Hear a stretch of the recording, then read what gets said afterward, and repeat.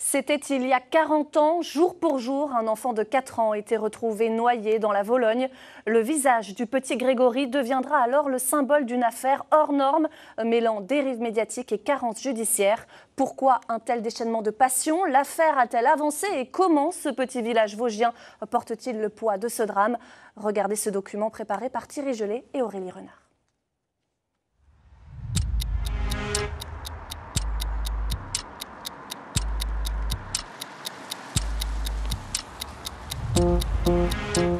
C'est une affaire qui continue de résonner dans toute la vallée de la Vologne. Un bruit de fond qui prend le pas, petit à petit, sur 40 ans d'outrance et de cris. 4 décennies de bruit et autant de silence.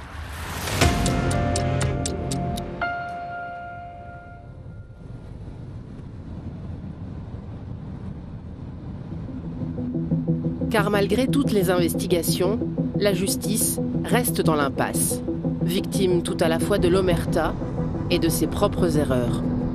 40 ans de quête d'une vérité qui s'éloigne dès que les enquêteurs semblent l'approcher. 4 décennies que les Vosges vivent au rythme de l'affaire Grégory.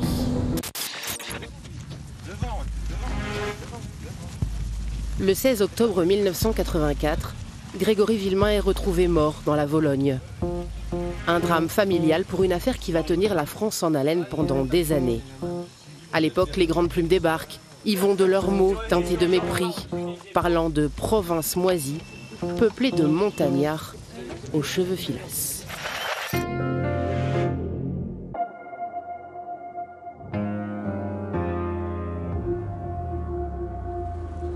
Aumonzé, Docelles, l'Épanche sur Vologne, des villages qui passent de l'anonymat à une notoriété lourde et sale. L'imaginaire collectif s'est créé un décor de vallée dégénérée et a fait des habitants les acteurs d'un scénario qu'ils ne maîtrisent pas du tout. Des acteurs qui ont le désir aujourd'hui de reconquérir leur vallée et de casser les clichés. Un reportage d'Inès Ponce-Texera et Robin Droulez. Dans ce petit village vosgien, le traumatisme du harcèlement médiatique est toujours présent. Lassés d'être associés à l'affaire Grégory, des habitants ont fondé un collectif pour protester contre l'attention morbide dont leur commune fait l'objet. Quand on va au cimetière et qu'on voit débarquer des voitures ou des camping-cars, des gens en camping-car qui viennent et qui vous disent « Elle est où la tombe Grégory ?» La tombe Grégory, elle est là. Elle est là, mais il n'y a rien dedans. Il n'y a plus rien. Donc, on leur dit pourquoi vous venez. La fascination voyeuriste se retrouve jusque dans le registre de l'église du village. Partout, on voit « Repose en paix, petit ange », comme si c'était encore un bébé, quoi. Ça m'attriste de voir que les gens viennent uniquement pour ça. Oui, c'est lamentable. Parce que quand vous voyez l'église qu'on a, les belles choses qu'on a. Un petit peu triste quand même de voir que les gens n'attachent pas plus d'importance à du bien. Construit en 1860, l'édifice religieux est pourtant l'un des témoins de la richesse historique de l'Épange. L'église Saint-Libert a un patrimoine mobilier comme relativement important, puisqu'on a 3 objets qui sont inscrits au patrimoine. Vous avez donc Notre-Dame de l'usine et du travail. Et dans la chapelle située plus à droite, vous avez 2 toiles marouflées dont on va fêter le centenaire cette année. Doté de plusieurs infrastructures scolaires et médicales, d'une vie associative variée et d'un cadre naturel typique des Vosges, l'Épange est désormais tournée vers l'avenir. Pour moi, il est temps de passer à autre chose. Il y a un moment, l'Épange, c'est un beau village et ça mérite qu'on parle d'autre chose que ça. Vous en avez marre d'entendre parler? C'est tout le temps rabâché dans les médias. Il y a un moment, oui, c'est un peu saoulant. Il faut laisser le passé au passé et puis vivre le présent. Et puis entrevoir le présent d'une autre façon. 4 décennies après l'assassinat du jeune Grégory Villemain, les 850 Lépangeois semblent déterminés à défendre les atouts de leur commune, bien trop longtemps associés à l'un des faits divers les plus tristement célèbres de France. Bonsoir Cédric Prévost. Bonsoir. Vous êtes donc le président de ce collectif Halte au l'Épange Bashing. Vous aviez quel âge au moment de l'affaire Grégory? Je n'étais pas né. Je n'étais pas né, je suis né en 1987, je suis même né loin d'ici, je suis même né sur l'île de la Réunion. Et en fait, ce sont mes grands-parents qui vivaient ici, grands-parents qui sont enterrés dans ce cimetière. Et donc, cette démarche qui est Stop au l'éponge bashing, c'est le nom au départ d'une pétition. Pétition qui a été initiée pour réagir à des articles de presse qui commençaient à paraître dans l'été.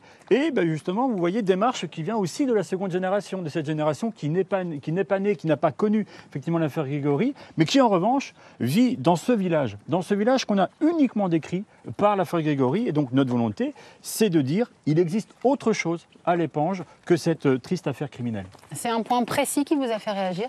Alors, le point précis qui nous a fait réagir, c'est que dans la presse quotidienne régionale, vous avez l'été, vous savez, des pages touristiques. Et il y avait une rubrique qui s'appelait la rubrique Déguster. Et donc, dans cette rubrique Déguster, vous avez un petit peu de recettes, de boissons et de plats locaux. Et il se trouve que pour les Vosges et pour notre secteur, le plat qui avait été choisi ici, c'était en fait la recette du Tirégori, nom d'un cocktail qui vient du film C'est arrivé près de chez vous. Et donc là, effectivement, notre sang n'a fait qu'un tour et j'ai effectivement rédigé une lettre qui est devenue ensuite une pétition. Parce que ces habitants, ils ont été trahis, meurtris par tout ça ? Ils ont été trahis, ils ont été meurtris, ils ont été mal dépeints, ils ont été caricaturés.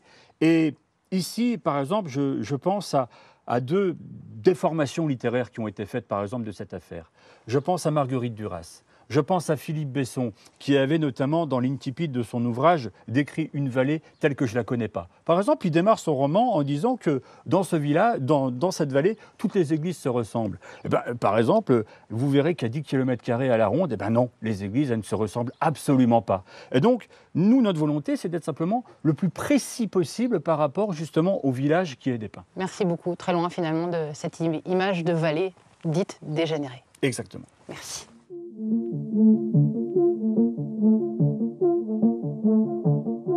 Si le drame familial s'est noué autour de la Vologne, c'est à Épinal que l'histoire médiatique et judiciaire s'est aussi écrite.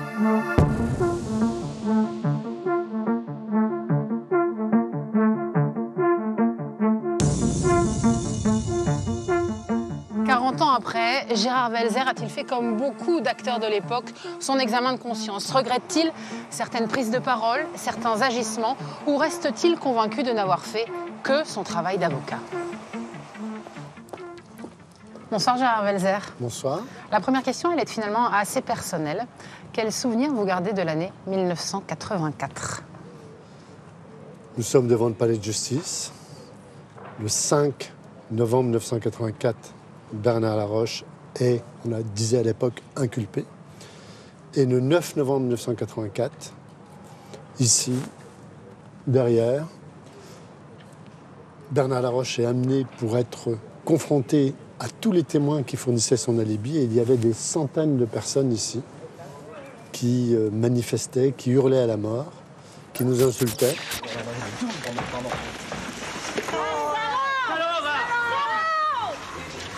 C'est vraiment l'image que vous gardez en tête? C'est la première image que je garde, oui. Après 4 décennies, on va dire, de recul, est-ce qu'il y a des choses que vous regrettez sur cette période? Vous savez, c'est toujours très difficile. On ne vit pas avec des regrets. Bernard Laroche a été inculpé le 5 novembre 1984. Le 6 novembre, je vais le voir à la maison d'arrêt, à Nancy. Il est libéré, car innocenté, le 4 février 1985. Et le 29 mars 1985, il est assassiné. Et quelques jours avant son assassinat, le juge d'instruction lui notifie des expertises qui le mettent totalement hors de cause, qui l'innocentent. Et à ce moment-là, je demande à Bernard Laroche et à Marie-Ange de partir en vacances. Mais Bernard Laroche voulait travailler. Et Mario Stasi, le bâtonnier de Paris à l'époque, qui assurait la défense de Bernard Laroche avec moi, et Paul Pron, autre confrère parisien, je voulais convaincre qu'il s'en aille. Mais il ne voulait pas. Il voulait travailler. Ça, c'est un regret, c'est ce que vous êtes en train de dire? Je regrette qu'il ne soit pas parti. Cette affaire Grégory, elle marque quand même un tournant pour la presse, pour la justice. C'est quand même une période qui a vu un concentré d'outrance, de dérapage et aussi d'erreurs. Est-ce que vous prenez votre part de responsabilité dans tout cela? Écoutez, c'est toujours facile, 40 ans après, de regarder. Non, mais on peut aussi se poser la question, en soi.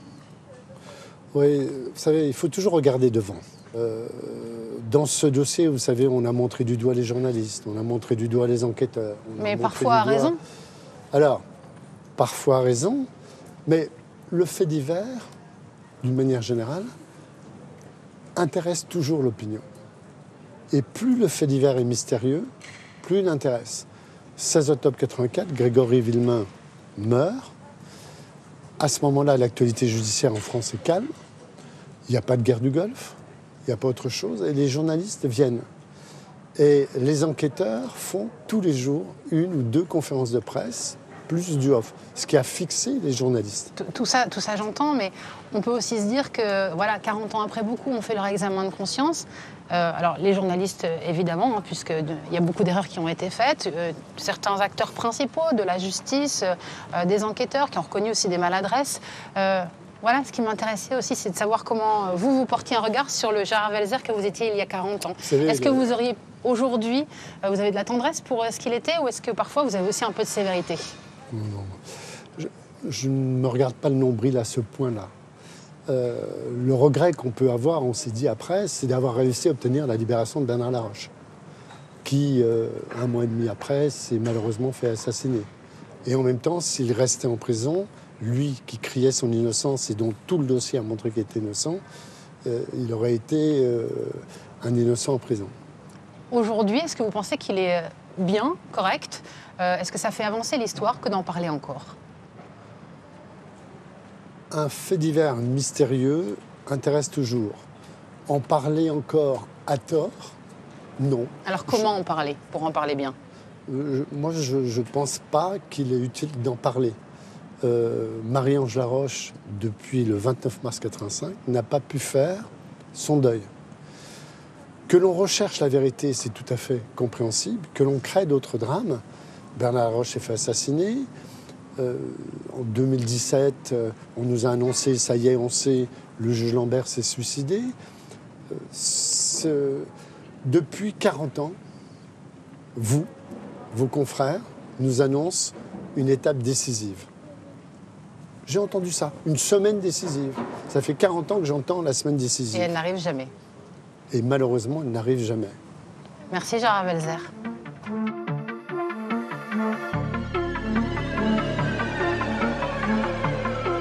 Géographiquement, un peu plus de 100 km les séparent.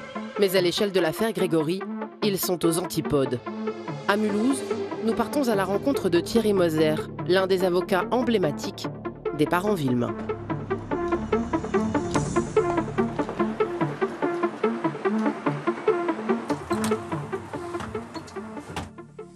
Bonsoir Thierry Moser. Bonsoir.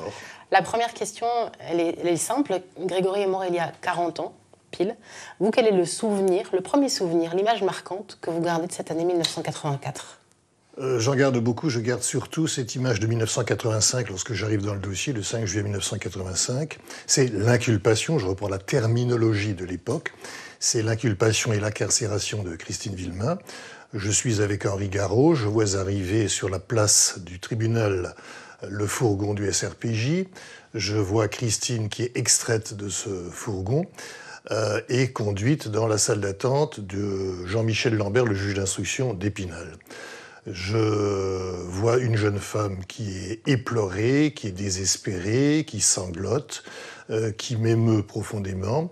Je fais sa connaissance, j'essaie très très maladroitement de lui prodiguer quelques paroles de réconfort et je lui dis que Henri Garot et moi, nous allons faire de notre mieux pour l'aider dans ce moment épouvantable. Et je vois un juge d'instruction qui a l'air d'un petit garçon, il est penaud, il ne nous regarde pas, il a l'air honteux de ce qu'il va faire, et alors il a ces paroles absolument ahurissantes, « Madame, je crève l'abcès, je lève l'hypothèque, je me lance, je vous inculpe. » Bon, non, c'est ahurissant, j'étais avocat pendant 47 ans, j'ai jamais vu un discours aussi sot dans la bouche d'un magistrat. Bon, voilà. Et à ce moment-là s'engage ce qu'on appelait le débat contradictoire, donc le fait de savoir si Christine sera incarcérée ou non. Le procureur de la République d'Épinal, qui s'appelait Monsieur Violette, est présent et il dit au juge Lambert ceci, je cite, « Monsieur le juge, je m'opposais à cette inculpation et a fortiori, je m'oppose au placement en détention. Bon. Et à ce moment-là, la parole est donnée à Garot et moi pour présenter les observations. Évidemment, nous allons dans le même sens que le procureur de la République d'Épinal. Et Lambert nous dit, j'ai déjà décidé, enfin il avait déjà... Tout ça, c'était un simulacre de justice, c'était scandaleux. Bon, donc il prononce non seulement l'inculpation, mais aussi l'incarcération.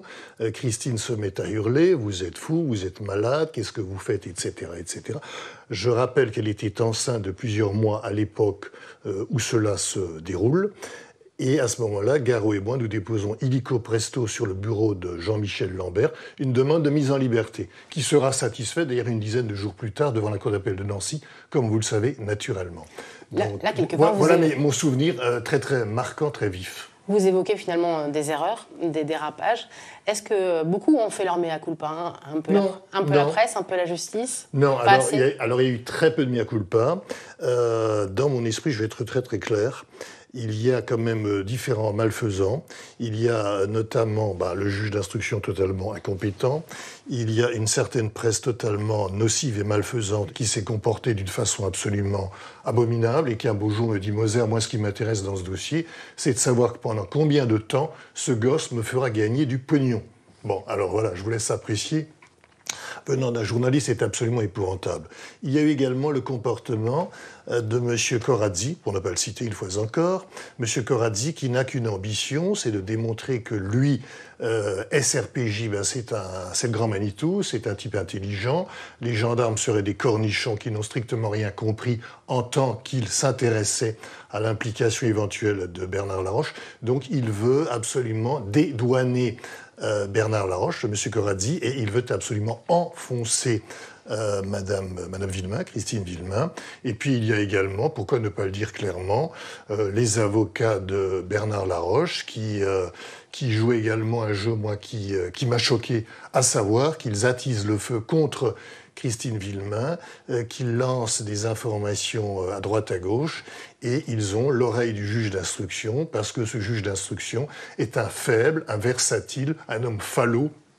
Et c'est comme ça que débute ce dossier qui va absolument être calamiteux aussi longtemps qu'il va être maintenu dans le secteur Épinal-Nancy. Et enfin, on aura des allures de justice convenable, correct, honorable, lorsque le dossier arrivera à Dijon. Mais là, j'anticipe déjà, là, je suis déjà en 1987. Est-ce que vous regrettez des choses, à la fois dans vos propos, des maladresses ou des agissements? Ah, certainement. J'ai certainement, comme les autres intervenants, j'ai certainement été maladroit. J'ai dit des choses que je n'aurais pas dû dire, mais j'ai essayé, je dis bien essayé, d'agir selon ma conscience morale.